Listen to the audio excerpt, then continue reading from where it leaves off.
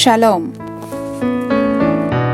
హెబ్రీలకు రాసిన పత్రిక 13వ అధ్యాయము 14వ వచనము.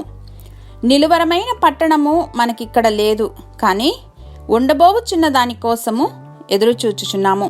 For here we do not have an enduring city, but we are looking for the city that is to come.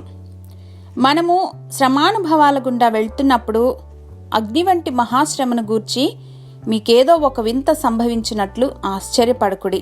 కానీ క్రీస్తు మహిమ మన ఎడల ప్రత్యక్షపరచబడినప్పుడు మనము మహానందముతో నింపబడతాము.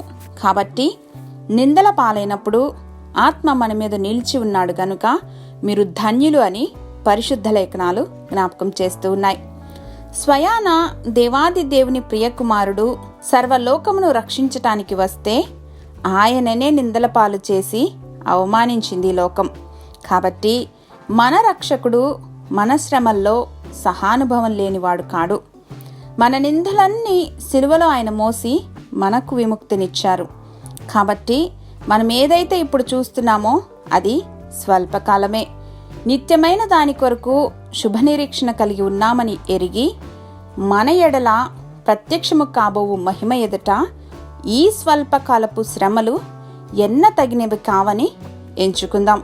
For the Christian everything on earth is temporary, including your pain and ఏగనీ.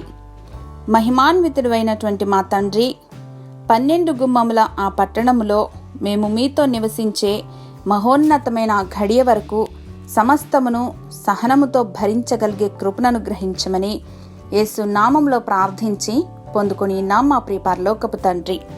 Amen.